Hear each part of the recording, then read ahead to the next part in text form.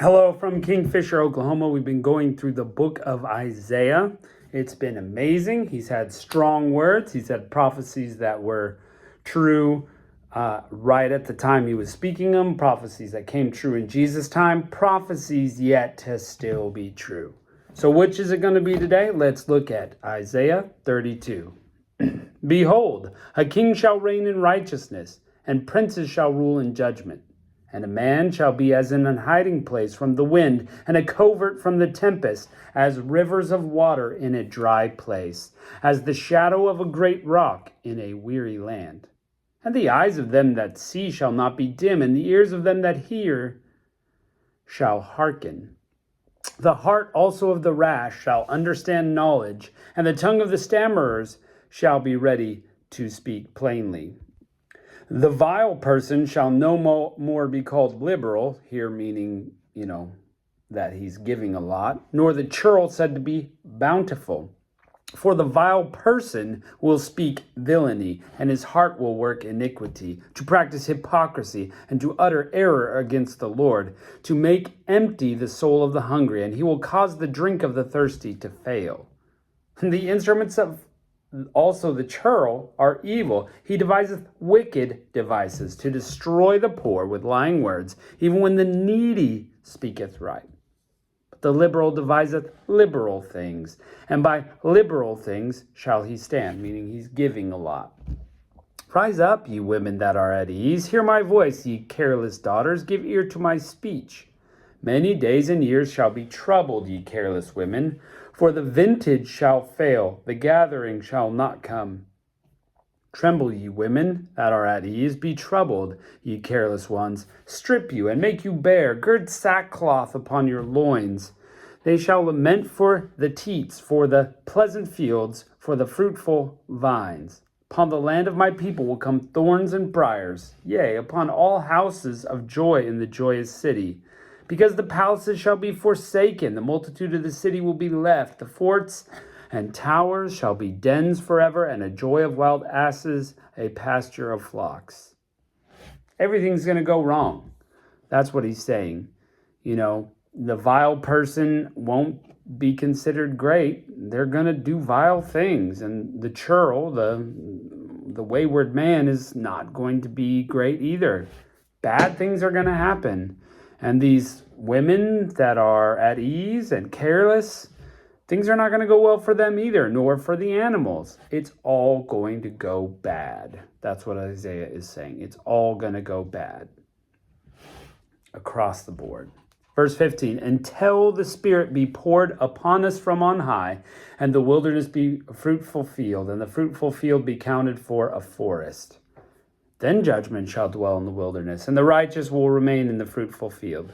So until the Spirit of God comes down, it's all going to go wrong, and then it will turn around. Verse 17, and the work of righteousness shall be peace, and the effect of righteousness quietness, and assurance forever. And my people shall dwell in the peaceable habitation, and in sure dwellings, and in quiet resting places, when it shall hail, coming down on the forest, and the city shall be low, in a low place. Blessed are ye that sow beside all waters, and send forth thither the feet of the ox and the ass. So God's going to turn things around. Things are going to be bad. God can turn things around. Chapter 33. Woe to thee that spoilest, and thou wast not spoiled, and dealest treacherously, and they dealt not treacherously with thee. So look at you. You're out there doing the wrong thing. And not because someone did it to you first. You're just doing the wrong thing. When thou shalt cease to spoil, thou shalt be spoiled. And when thou shalt make an end to deal treacherously, they shall deal treacherously with thee. God is going to judge you with the same thing you've got going on. O Lord, be gracious unto us. We have waited for thee. Be thou their arm every morning, our salvation also in time of trouble. So this is like a cry out to God in the middle. Something maybe the people of Jerusalem would have lifted up. Lord, please be gracious to us and help us. Verse 3, at the noise of the tumult the people fled, and at the lifting up of thyself the nations were scattered. And your spoil will be gathered like the gathering of the caterpillar. I kind of like that picture. As to the running to and fro of locusts shall he run upon them. The Lord is exalted, and he dwelleth on high. He hath filled Zion with righteousness and judgment. And wisdom and knowledge shall be stability of thy times, and the strength of salvation. The fear of the Lord is his treasure. So God really likes it when we fear him. And this is not fear like, oh, I'm afraid, but like holy reverence. Verse 7, behold, their valiant ones shall cry without. The ambassadors of peace shall weep bitterly. The highways lie waste, and the wayfaring man ceaseth. He hath broken the covenant. He hath despised the cities. He hath regarded no man. The earth mourneth and languisheth. Lebanon is ashamed and hewed down. Sharon is like a wilderness, and Bashan and Carmel shake off their fruits. Okay, it's all going to go wrong. All these great places of Israel, down and down and down and down. You know, all these great cities, down and down and down and down. Verse 10, now will I rise, saith the Lord. Now will I be exalted. Now will I lift myself up. Ye shall conceive chaff and bring forth stubble. Your breath as fire shall devour you. So you're not growing things that are good. You're just chaff to be thrown in the wind. You're just bringing forth stubble, the bad parts that we're just going to cast off. In fact, breath will be as fire, and it will devour yourself. Verse 12, and the people shall be as the burnings of lime, as thorns cut up, shall they be burned in the fire. Hear ye that are far off what I have done, and ye that are near, acknowledge my might. God's calling out. Look, you got to acknowledge me. You got to acknowledge me. The sinners of Zion are afraid. Fearfulness has surprised the hypocrites. Who among us shall dwell with the devouring fire? Who shall dwell with the everlasting burnings? He that walketh righteously, he that speaketh uprightly, he that despiseth the gains of oppression, he that shaketh his hands from holding of bribes, that stoppeth his ears from the hearing of blood, and shutteth his eyes from seeing evil, he shall dwell on high.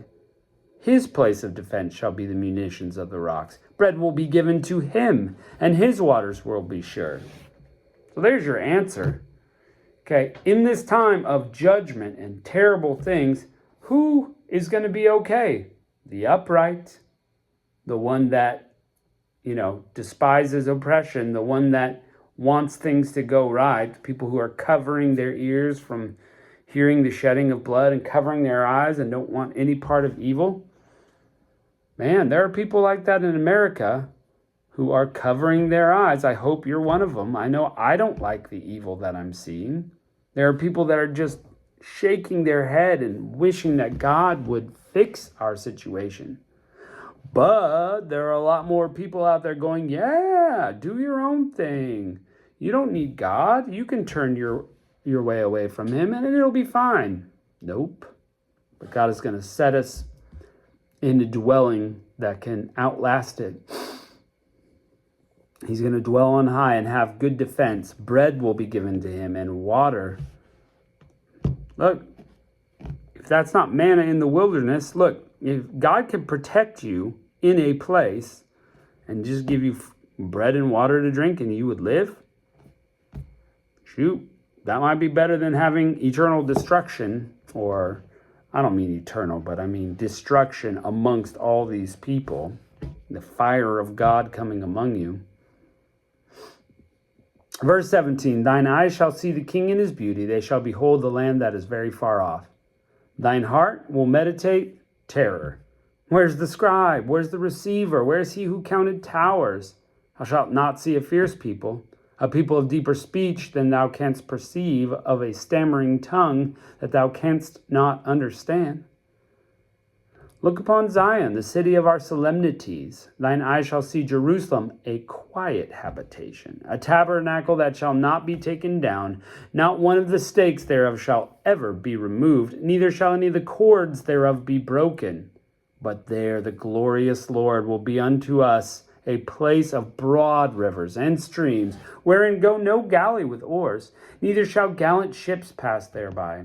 For the Lord is our judge, the Lord is our lawgiver, the Lord is our king, and he will save us. Now that's a message that we love to hear.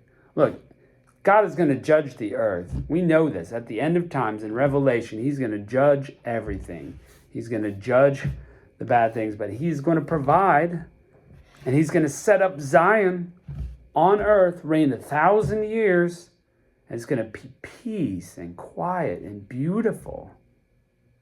There won't be warships coming by. God will be on his throne, in control of everything. We're going to be set up in that place with water and bread, and it will be wonderful. God is the judge. God is the lawgiver. He is our king. He will save us. That's encouraging, my friend. Verse 23, thy tacklings are loosed. They could not well strengthen their mast. They could not spread the sail. Then is the prey a great spoil divided, and the lame to take the prey. The inhabitant shall not say, I'm sick. The people that dwell therein shall be forgiven their iniquity. It's beautiful. Those who dwell with God in Zion will be forgiven. And they will not say, I'm sick. They won't even be sick. Amazing. It's peace and quiet. What a picture. God is going to make that happen. Isaiah said it. He prophesied it. It will come true. And then, of course, we've got the new heaven and new earth in Revelation that will come down. And that's going to be even better in the presence of God. Every person that has followed God. Going to be in his presence forever. Beautiful and wonderful. Are you on that team, my friends? I sure hope you are. I sure hope that you seek out this God that can protect you from all evil, that can make it so that you're never sick. Follow that God today.